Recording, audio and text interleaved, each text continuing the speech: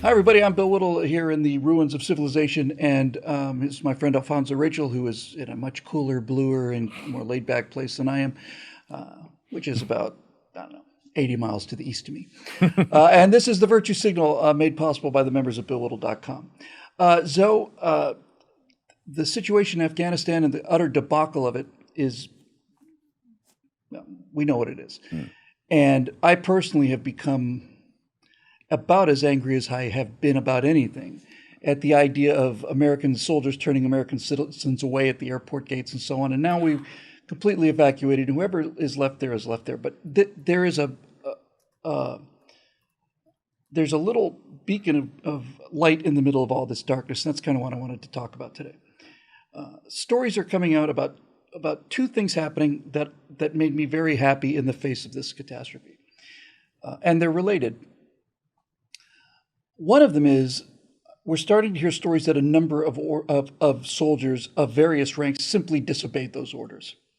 They simply disobeyed them. When they were told, turn everybody away, including Americans, they just disobeyed those orders. And even more to the point, now, again, this is still pretty early, but I've heard it from two reliable sources. A number of people, and I think it's hundreds of people, have been gotten out of Afghanistan by private American citizens, almost exclusively former soldiers, and of them almost exclusively former special operations soldiers, who have simply raised money or gotten together with their friends and, believe it or not, gone around the far side of the planet on their own dime and on their own initiative and rescued Americans and gotten them and Afghan allies out of there, not only without the aid of the military, but in spite of the American military. And so that's what I wanted to talk about today, because I think it's a uniquely American trait, and that is initiative. Initiative it's the ability to take action without prior authorization. It's the reason that we were so effective in World War II, and the reason that we've been, as a general rule, Americans are such extraordinarily good war fighters. We lose the peace, but that's because the people who won the war aren't running the peace. My dad told me a story. He was a second lieutenant in the Army, and when I was a kid growing up, he told me that in Western Europe during the war, if there was an unknown situation, so everything's fluid, nobody really knows what's going on right on the front lines. He said that in a German outfit, if a lieutenant saw a village that appeared to be unoccupied, he would have to get on the phone and call division. They call up, call. This was certainly true in Iraq, certainly, where you couldn't really do anything in the Iraqi army unless Saddam personally approved it. He said in the American army, on the other hand, if a second lieutenant was looking through binoculars and didn't see any soldiers in a town, he was just on a recon mission, he would just take the town. Why sit around here and wait and do nothing? There's nobody there. Here we are. Let's go take the town. And actually, my favorite story of World War II, I think, is when Patton is moving his Third Army through the bowels of Germany. He was bypassing a town. I don't remember the name of the town, but he radioed back to Eisenhower at headquarters and said, "Hey, Ike, I want to take this town." And Eisenhower radioed him back and said, "No way, George. It's going to take too long, consume too many men. It's absolutely out of the question." And Patton then radioed him back a couple hours, and he said, "I've already taken the town. Do you want me to give it back?" and that is such an American quality. It may be the American quality. It's the ability to act not only without prior authorization, but in a situation where there are no rules. I'm immediately reminded of Apollo 13 and the fact that, okay, we've got this absolute catastrophe now, and there is no book. We can't do this by the book because there is no book for this. So we're going to take everything that's on board that vehicle, we're going to put it on a table. Now we have to figure out a way to make this air filter fit into this carbon dioxide scrubber. Or we're going to have the command module pilot on the ground is going to sit there in the simulator, in the dark, in the cold, and figure out what this restart sequence is. Again and again and again, we seem to find that this is certainly not a uniquely American quality, but it is definitely a primarily American quality. And just to wrap up this oration, Another example of this was this story, which actually Clint Eastwood made a movie about. It didn't do a lot of business, but many years ago now, 7, 8, 10 years ago, an Islamic terrorist got on a French train with an AK-47 and was about to go through there and just start killing people. And the French people on board were calling their families saying goodbye. You know, there's a guy here with a gun. He's going to kill us all. And the guy with the gun was taken down by 3 people. And all 3 of them were Americans. They just got out of their chairs and just said, no, we're not just going to sit here and die by the book. No. Initiative, Flight 93 on September 11th, 20 years ago, we're within 2 weeks of that. The passengers didn't just sit there and say, well, you know, I guess this is the end. No, they got up and killed the guy who was guarding the door, and then they tried to break the door down, and they did. They just didn't get there in time. And I know I'm going on and on and on and on, but every time I mention Flight 93 on September 11th, I have to say this. Flight 93 not only was our junior varsity team against their, Olympians, but Flight 93 was the only one of the 4 airplanes that actually knew what was happening. And the reason I say that is because if the other 3 flights had known what was happening or was going to happen, they would have done the same thing. All 4 of them would have done the same thing. They would, if those other passengers on those 3 other planes knew in advance that we're going to fly this plane into a building, they would have done something too. So anyway, initiative. It's something that is predicated on confidence. It's predicated on a belief in yourself without being arrogant about it. And it also seems to be something that's being almost intentionally driven out of the American population. And ain't it fantastic, man, when you have a well-guided initiative and have a sense of like what kind of good initiative to take. I think somebody put up a meme, and I just saw it. I saw it in a meme. I didn't actually see the reports of this. But speaking of initiative, was it Glenn Beck is having private jets. He raised money to have private jets sent over to help evacuate. There you go. That's exactly the kind of thing I'm talking about. Now that is well-guided initiative. And along with the meme somebody put, it's like, notice that this is Glenn Beck doing that. This isn't Zuckerberg doing it. This isn't Dorsey doing it. This isn't Bezos doing it. It's like, hey, man. And that's a really good point. They are conspicuous by their absence, aren't they? I reckon so. It's like, hey, Bezos, can you come back to Earth for a second, man? Because all those resources that you have to get into space, don't you have some of them resources to maybe get some people out of some hostile space? But hey, it's never occurred to him. Yeah. It never entered his head. Yeah, and I'm no Judas, man. I'm not the kind of person who's like looking at somebody's resources, say this is what you ought to be doing with it, because even Jesus say, man, leave that person alone. That's their stuff. You don't have any sovereignty over their stuff. Leave them alone. But when I'm talking about like with initiative. We got a lot of people out there taking a lot of initiative, and it's evil initiative. And initiative is definitely important, but what's also really important is where you're going, how you're directing it, and where it's being directed from. When we have in this fight that we have right now, that's the initiative to pull our military out of Afghanistan. Now that's going to require another initiative to fix things there before it spreads out of control and starts to come over here. That was an initiative that just wasn't practical, right? But it took a lot of initiative to do that, and it cost a lot. So even, when we're talking about the initiatives that are being taken, there's a lot of initiative, even people who just, they want us to have this system where we're socially responsible to each other. They're taking a lot of initiative to do that because I guess at the end of the day, they're not going to have to take a lot of initiative to do anything because all their provisions are going to be met by the state. Right. It's like, wow, man, this is really misguided initiative. So when we're going to take initiative to do something, consider what it's going to cost, as Dr. Thomas Sowell would say. Okay, you want to do that? Have you considered what it's going to cost? To do that? Is that well allocated uses of resources to do that? Have you considered what that's going to cost in the long term and the short term? So take the initiative to see how this stuff is really going to play out in the real world, not just according to what it looks like on paper. You guys have obviously taken a lot of initiative to read, but have you taken the initiative to really see how this is played out in the real world historically? And look up for a second instead of like looking at your phone, and look up for a second and see how this is playing out in the real world. Take the initiative to do that. Yeah, I think the kind of initiative I'm talking about, this kind of American, course we could. We'll do that. Yeah, we'll figure out a way. Let's get going. Let's roll. That's the line from 9/11. Let's roll. And that was not issued by a SEAL member. It was issued by a graphic designer or something. Let's roll. So I'm in favor of let's roll in a big way. And one of the ways you can destroy initiative is to eliminate reward for doing well and eliminate the punishment for initiative that turns out catastrophically. And that's what we've seen in the last 20 or 30 years. If everybody comes in first, if nobody wins a baseball game, if everybody gets a participation trophy, then you are intentionally, whether this is your intent or not, and I think probably in the beginning, I don't think anybody realized it, but I think that ship has sailed. You are destroying initiative.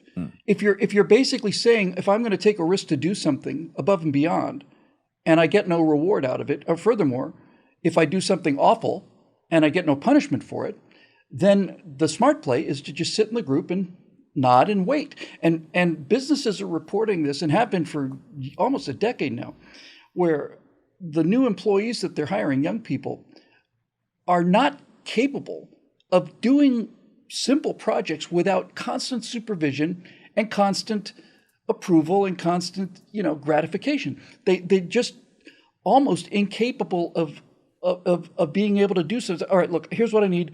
I need 400 balloons, and I need them in Cincinnati. I need them at 5:00 today. Okay, how do I do that? That's not, you know what I mean? It's like, you figure out how to do it. I don't have a team leader. And this is a problem. Indeed, man. And I think, so it sounds like you may be talking about like initiative and incentive. What's the incentive to take the initiative to do this? Like when we talk about, those heroes on Flight 93, what's the incentive? Well, we want to go home to our families. And if we can't have that, well, we're going to have the incentive of saying you're not taking this plane without a fight. Oh, we're gonna get some, right? It's like, right. But that happened on American flights, and it didn't happen on that French train. So there is something culturally different and something culturally magnificent about America, many things, and this is one of them. Well, I think with America, it has to have this foundation of something where we understand that our rights are God-given, and even though so many people are trying to get away from it, here's the thing that makes our humanity and our sin. Even though people try to take liberties with this, they'll do it. You can't help that. That's always going to be. But we're still founded in the idea that these rights are God-given and that man is created in the image of God. You do not tread upon what was made in the image of God. We're not gods. We're simply representatives of. That's what we were made for. We were made to represent God in nature. So when you have people who say, no, you're not going to do this, that's something that makes us different from every other country. It makes us different, is that you have these rights, you have this standing in the world that you are made in the image of God and your rights are God-given. And we're going to uphold that. We're going to stand for that. So I think with other people where they're just ready to die, where they're, ready, just, okay, there's nothing that we can do about this, and we'll just be complacent with it, and we'll just allow ourselves to be slaughtered. That's not wired into us. And some would say that, well, doesn't your word tell you to turn the other cheek? It's like, yeah, it does. That's not a license to give people to abuse us. That's knowing when this is something that's just merely, long story short, it's something that just may be like merely an insult that you don't really need to escalate. And if this person got to a point where they wanted to slap you, did you consider what you might have been lending to the argument? It's like, maybe you might have needed to come from a different direction. And if this person, if you get slapped 15 times a day, maybe it's you. Right. Well, also there's a combative aspect to this though, that folks need to understand. The principle here is telegraphing. If I can kind of just rabbit trail really quick, just to explain this. It specifically says if a person strikes you on your right cheek, turn the other one to them.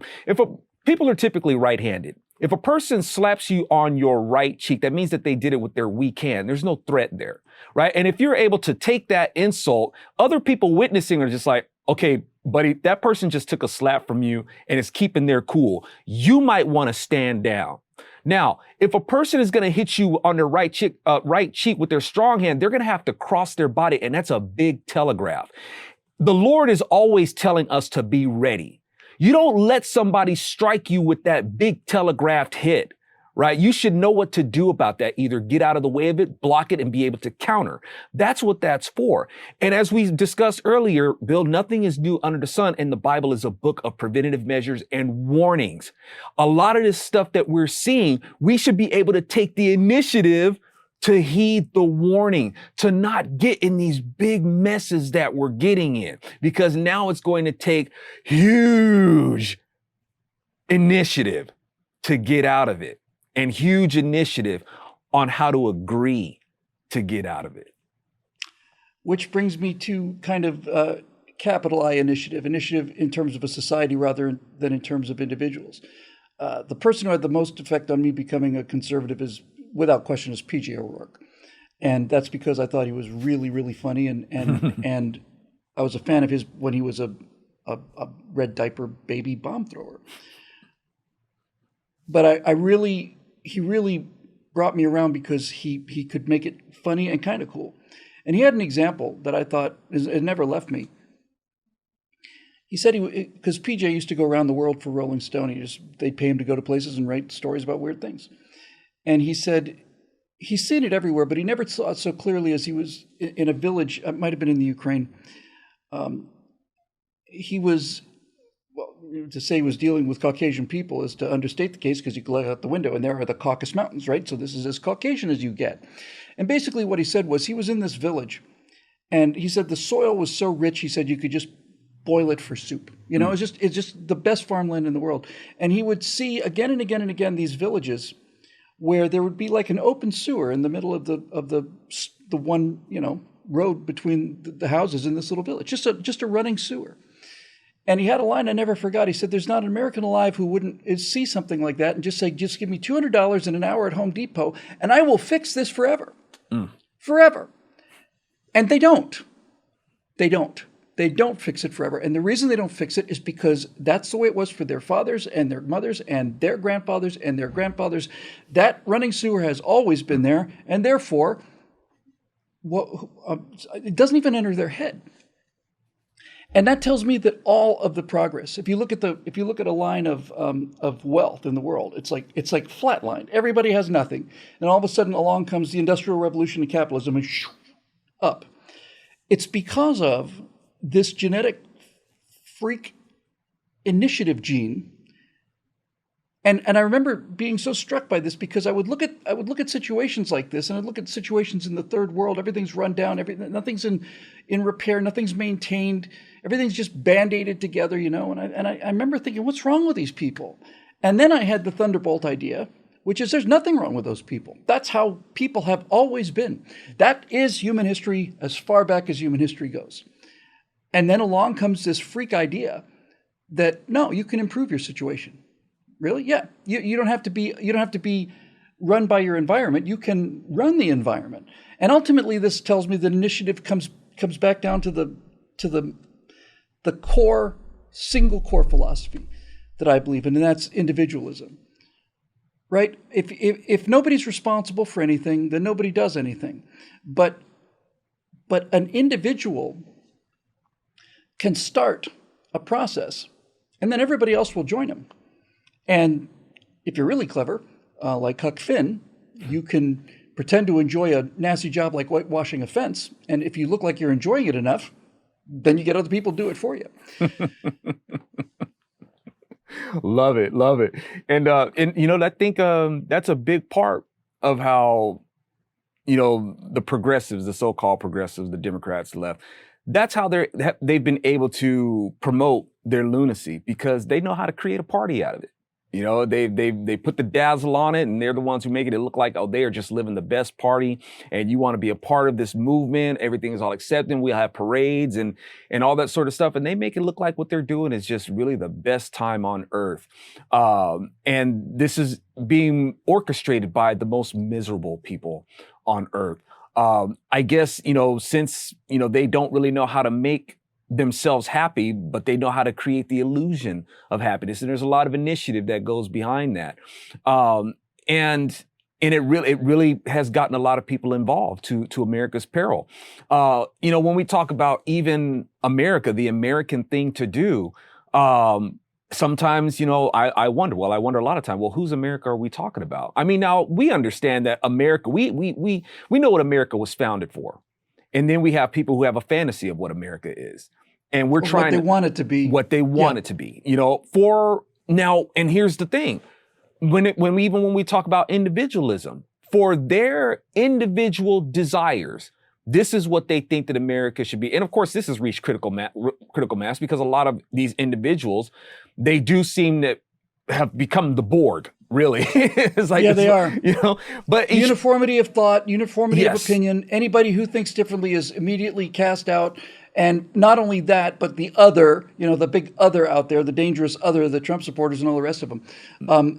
None of their ideas must be allowed to be heard, because if they are, they may convert people. Right, but isn't it amazing how these people have promoted themselves as the free thinkers? Sure. To be a part of this collective is the woke thing to do. And I mean, wow, you want to talk about the initiative to put together this propaganda to just pound this, pound the culture and just inundate them with this idea.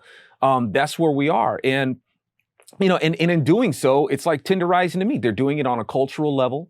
And it manifests on a political level. And unless there is the initiative to counter them where they are, this lunacy is going to continue to spread. Yes, it is. Yes, it is. So, encourage your kids to go climb trees and stay out after dark and ride their bicycles and hang out with their friends. If they're not home by a certain time, shout out the window again. And if they're not home by another certain time, then it may be time to start looking for them. But generally speaking, all of this collectivism is designed to eliminate initiative. And if I look at the world board politically and economically, and everybody's talking about, China's going to take over, China's going to China. I'm not worried about China. If we maintain anything like a shred of our national character, China doesn't have a chance against us, because China is a perfect society designed to eliminate initiative. They have an expression in China: the nail that stands up, is the one that's hammered down, and uniformity of opinion and thought can provide some really amazing short-term benefits, but all of the future belongs to people with original ideas. And we still have that here, thank God, and we're trying to preserve that. And that's why this show is here. And it's made possible by members of BillWhittle.com, individuals who have taken the initiative to say, instead of just watching stuff, I'm going to help make it happen, because if I don't help make it happen, it's not going to happen. If you're one of those people, we're very grateful. And if you'd like to be one of those people, you can go to BillWhittle.com and become a member, or you can click the one-time donation if you'd like. All of it helps. And helps keep messages like this out there, struggling out through the blanket that they're trying to throw over all good ideas. And they're not succeeding. For my friend Alfonzo Rachel, I'm Bill Whittle. We'll see you next time right here on The Virtue Signal.